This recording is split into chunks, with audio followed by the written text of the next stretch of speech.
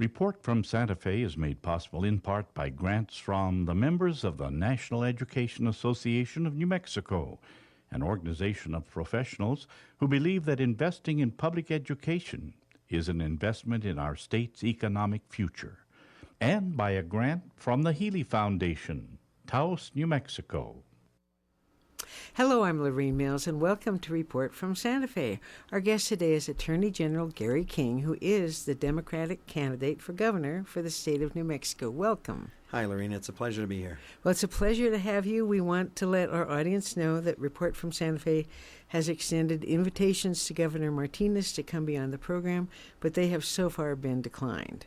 In preparing for this show and looking at your background, I found among my archives a wonderful treat for our audience.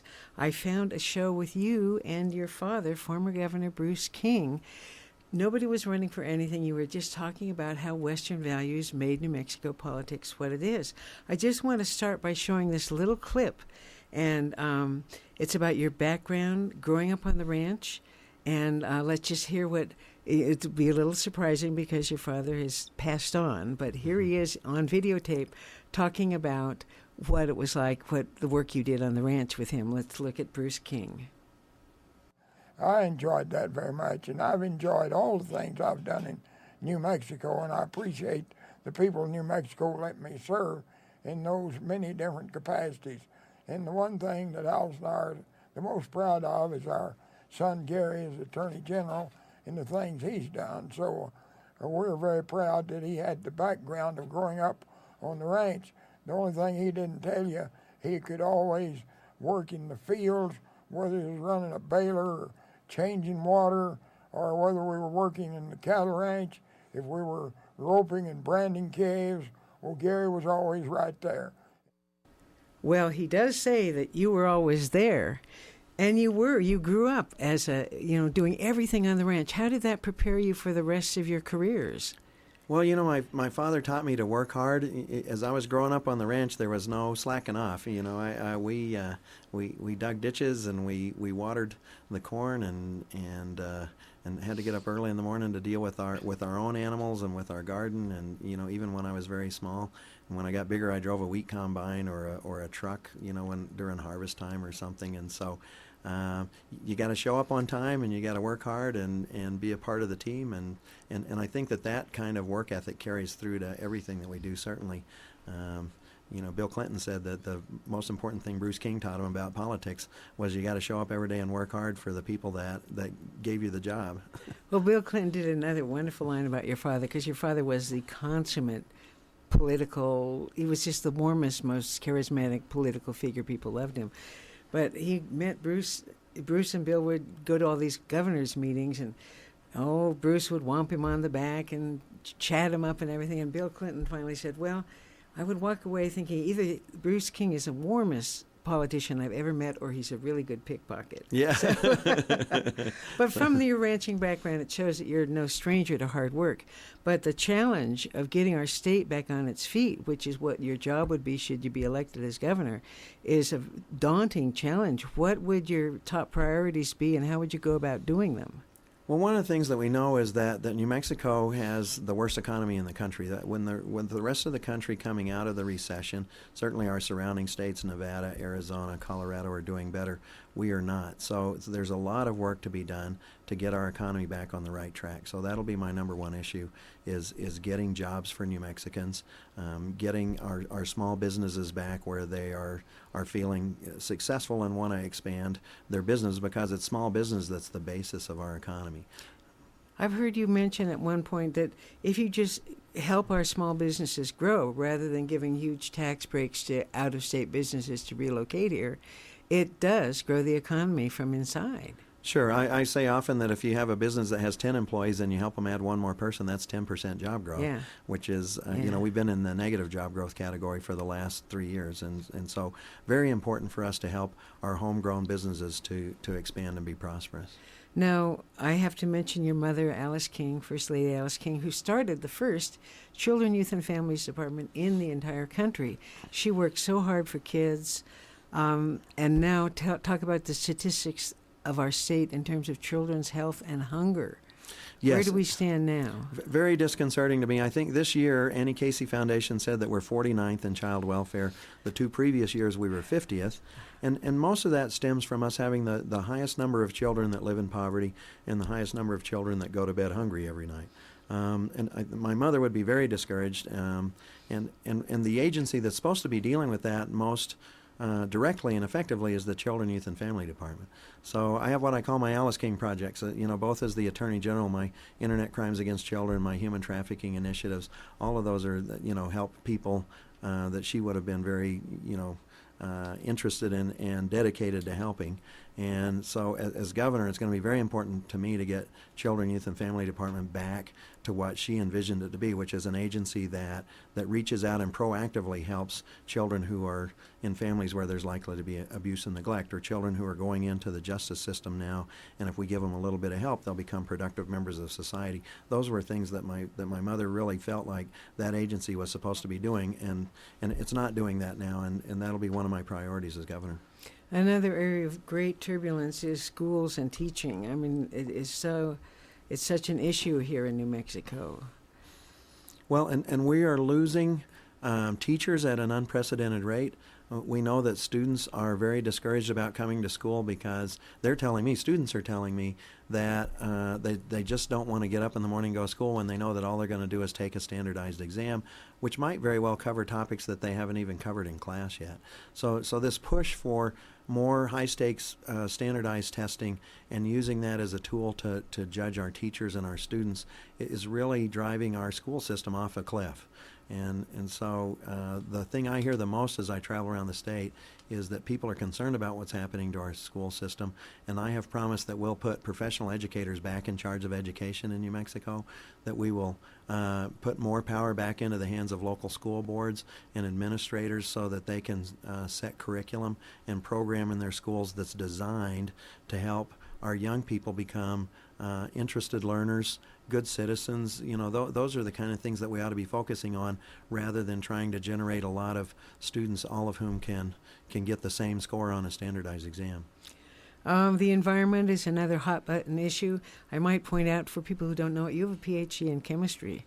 So the science of these, you're really on top of the science of these environmental issues, in addition to your law degree. So what's happening with the environment? Well, my specialty is indeed environmental law. That's how I came into the Attorney General's office. A lot of people come at it from being prosecutors, but our environmental work in the AG's office is very important. And right now we're battling with the State Environment Department over rule changes that they're making that I believe would allow particularly large open pit mines to pollute our groundwater. And so one of my number one issues, I know that this is important to me under any circumstances, is that we have to protect our groundwater. Groundwater presents about 80% of our drinking water in New Mexico, and we have to do everything that we can to protect our groundwater and our groundwater supplies, and even our surface water. As you know, we sued the federal government to keep them from releasing New Mexico water downriver to send it to Texas, and so that's really important to us. We're involved in, of course, a big discussion about global climate change and coal-fired power plants in New Mexico, and we're trying to push to get more renewable energy sources, to reduce our dependence on coal-fired power, because that gives us more reliable energy in the long run, and it also helps us to deal with this issue of global climate change. One more critical issue that it's going to take a lot of work to fix is the behavioral health crisis. These are people who cannot speak for themselves, who cannot defend themselves, and there was such a disruptive change where 15 agencies were fired, and then there's been this process of was there fraud or was there not fraud. Can that be made whole again? Does that whole system have to be thrown out and start again? Well, I believe that the governor has a huge amount of authority, and we've actually seen this in the Human Services Department to fix that problem. And right now that there's not a push in the Human Services Department to fix the issue, and we're seeing and hearing that the companies from Arizona that the governor brought in to take over our behavioral health system have very much the same or maybe bigger problems than the agencies that they that they have caused to be replaced. And so I have been telling people people that the quickest way to resolve that problem is to get a new governor, because this is something that's really very much in the purview of the governor, and we have tried to resolve certain things that we can resolve, but it's very clear, I think, that it's the Human Services Department that has the authority and the power to resolve that problem, and there's just no desire to resolve that problem right now. Well, there was a recent legislative report that said out of $500 million that we've spent on it, only 10% is producing any effect. I mean, just from a cost, we need our money. We need to use it wisely here. Well, and that system is very much mired in bureaucracy, and we're not putting money into health providers. I actually had a young woman who told me that that her niece, I believe, was not staying on her medications because of the turmoil in the system, and that she had personally approached Governor Martinez to talk to her about the problem, and that Governor Martinez said, well, there's not a problem. She denied that there was a problem. And this is something that's important to me, and I think should be important to voters in New Mexico, is if we won't admit that there's a problem in the system, we cannot fix it. We have to stand up and tell the truth to people in New Mexico and say, here's a system where there's a problem. Let's work together and fix it. Well, let's talk about the campaign, because we've got less than a month before the election, and you've had a tremendous amount of challenges in this campaign for governor. You learned from your dad, again, a master politician and much beloved. Let's look at a little clip, because he talks about when he was running the second time and how you helped him out, chauffeured him around, and we're really at his elbow learning. Yeah. Let's just hear what Bruce King has to say. When I was running for governor the second time, he was working on his doctorate degree at Colorado University. And about the time the campaign started good in 78, well, Gary showed up back at home and he said, well, Daddy, I'm going to be your chauffeur and I'm going to help you in this campaign. I said, fine. And that'll be great. So he stayed right with me, whatever we're doing. So after a week or two, I said, well, what'd they say to you up there at Colorado? He said, oh, they said if I left, they wouldn't let me pick back up, but said, if we win the election, they'll let me pick back up. So when we won the election, they picked back up, and they asked me to come up and give the graduation speech at Colorado University. So we did that and had a good time. Well, he says you had a good time. I'll bet you did. So what did you learn about campaigning from Bruce King? Well, it's an experience that I don't think any other politician, elected official will ever have. But I spent 6 months every single day with my father, and someday I'm going to write a book about all the lessons that I learned from Bruce King during that 6-month period. He was so good about meeting people and listening to their issues, and he cared about everybody from the gardener up through the president. He thought that everybody had equal that they should be respected equally, that everybody has their part to play in life and in society.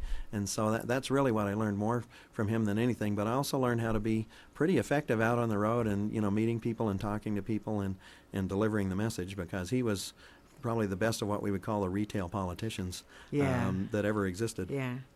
Well, how much has politics changed, and what do you think Bruce and other old school retail politicians would say? What would they say about the role of money now in politics as opposed to that personal touch? Well, I'm really disturbed about the role of big money, special interest money in politics. And, of course, we all know that Citizens United really changed the landscape. And I brought 2 lawsuits in New Mexico to try and at least force people that are entities that were going to be playing in the political races to disclose where their contributions came from. We actually have been unsuccessful in that. And so I think my father never really had to deal with that. This is really the first election in New Mexico where we've had full-blown, independent expenditure organizations. The Republican Governors Association played here in a major way in New Mexico. So we, I think that retail politics, reaching out to people and talking to them, went through a little bit of a waning period where sort of the big money took over. But we're finding now that with Facebook and Twitter and Instagram and all of those things, that people are back talking to each other. We have this huge forum that's outside of the regular advertising realm where people talk to each other, and that's going to change the face of politics again. And I think that my dad would have been really good in this era where people can tweet out and say, man, I met Bruce King today, and here's a picture. I've been getting my picture a lot with people, and they post it posted on their Facebook page. That part of retail politics is sort of coming back a little bit. Yeah, but some of the, what I mourn a lot is that there's no objective truth. Really, anybody can say anything, and I've noticed that there are a lot of ads that have been run against you that have some distortions, and perhaps you'd like to take a moment and answer some of those issues that have been raised in the ads that are running against you. Sure, and there's a name for it. They call it swift boat politics, right? It's taking somebody's strength and then turning it around and using all of your money to do that. And the most egregious one is the one that says that I somehow or another am enriching myself by having the public health service in a building that I have in Moriarty. When the truth is that I have the only building that's actually available. They lost their lease in the building that they had when I was not in the legislature anymore, and they asked me if I could help. And so I leased that space to them for less than $1 a square foot so that we can keep the public health service in Moriarty to provide health services for the Women's, Infants, and Children program and such. And so it's not something that I've enriched myself in. It is something where the governor differentiates or doesn't differentiate between gross rent and your net proceeds or whatever. And so they take something that's really a good thing. I think providing health services in Moriarty is a very important thing, and they make that a bad thing. And that's worse than just lying, I think. I mean, that's taking the truth and twisting it to a point that that you're. It's really a disservice to the voters, to the people to do that, and they know that they have so much money. They'd like me to spend my money to refute it, but we're going to spend our ad time focusing on the economy, on our school systems, on those things that are important issues, and really, at least this last month, try and drag the governor into a debate about the issues that are important to people in New Mexico. Well, we're starving for that. We're really, really hungry to have an actual, meaningful conversation about issues. One of the other ads that got me was that you had voted to increase your salary. How much do lawmakers make as a salary? I tell them legislators Nothing. don't get paid in New Mexico. Yeah. We are volunteers, and so that denigrates all the legislature too when you do that, because people all over New Mexico provide this as a service to their constituents and such. And so for the governor to lie to people about the fact that I voted to raise my pay is once again not just a disservice to me, but a disservice to the people in New Mexico.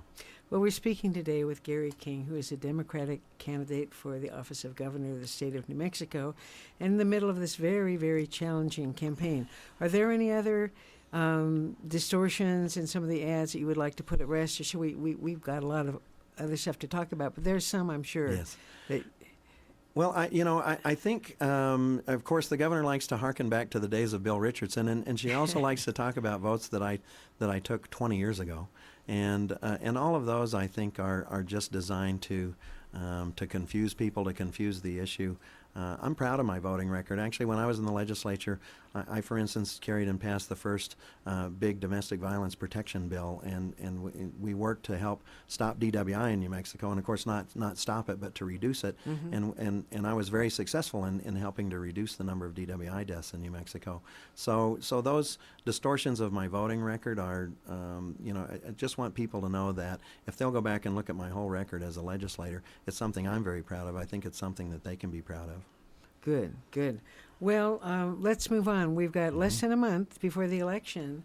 So how are you going to do this? What is your plan for the last couple of weeks?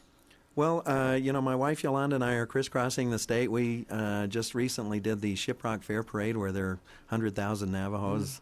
And I think that our campaign is going to do very well with Native American voters. My running mate is Native American, and she's actually a wonderful campaigner and a very bright woman, a businesswoman, a single mother. She has an excellent story to tell. So we're pushing that story out. She and I are both traveling and shaking hands around the state. So Deb Holland is my running mate. I'm very proud of being on the same ticket with her.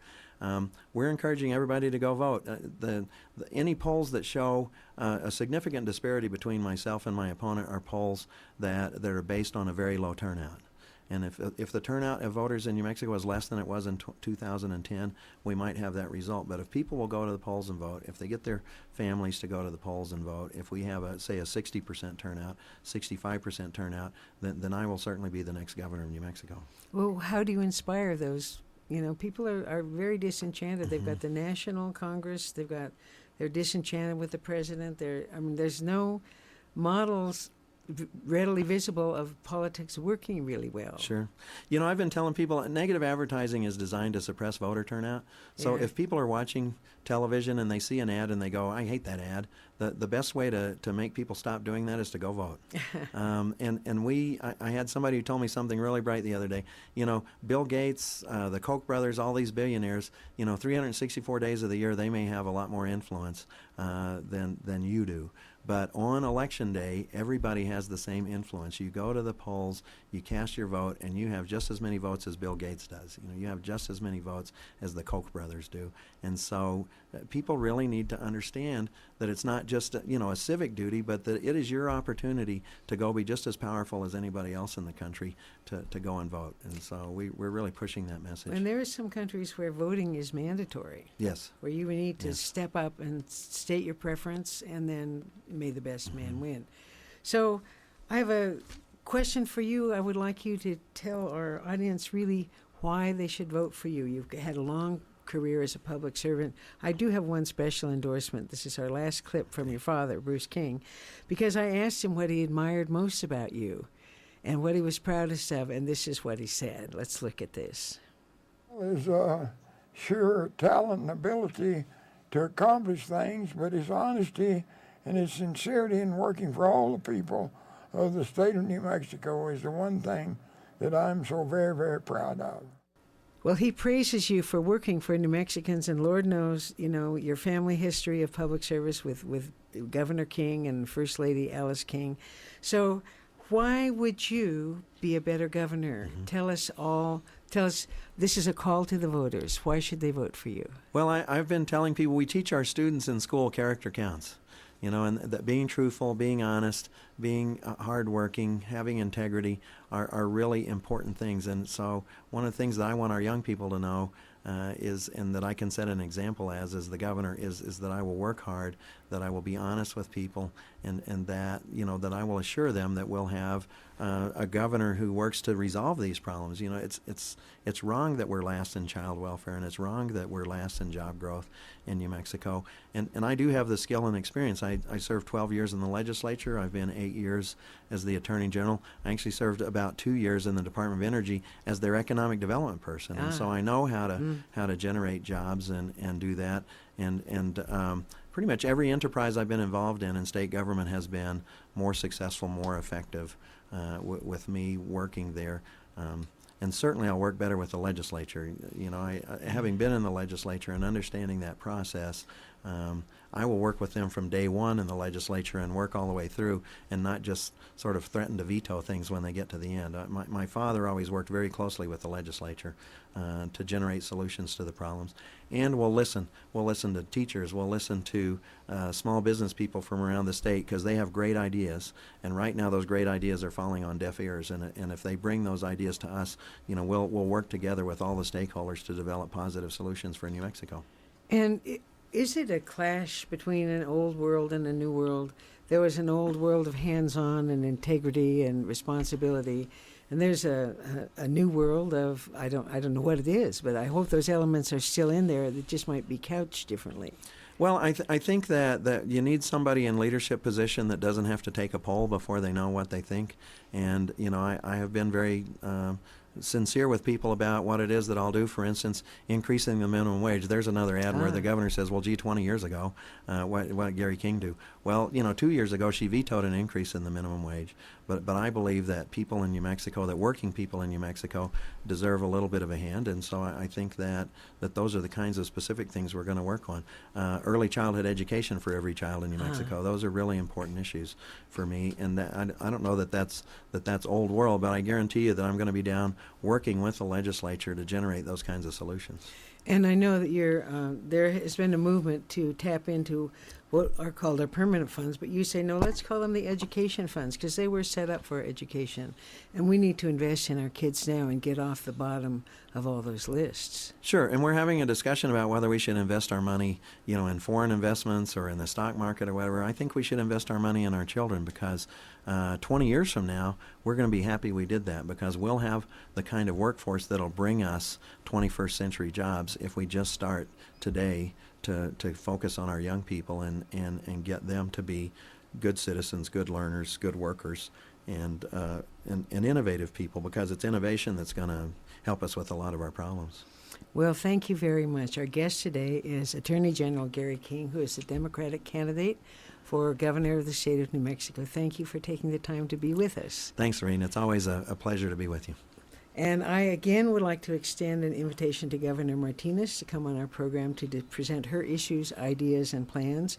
And I'm Lorene Mills. This is Report from Santa Fe. I'd like to thank you, our audience, and remind you that you have the opportunity to vote, and your vote is very important. Election Day is November 4th. Please go out and vote. I'm Lorene Mills. We'll see you next week. Past archival programs of Report from Santa Fe are available at the website reportfromsantafe.com. If you have questions or comments, please email info@reportfromsantafe.com. Report from Santa Fe is made possible in part by grants from the members of the National Education Association of New Mexico, an organization of professionals who believe that investing in public education is an investment in our state's economic future, and by a grant from the Healy Foundation, Taos, New Mexico.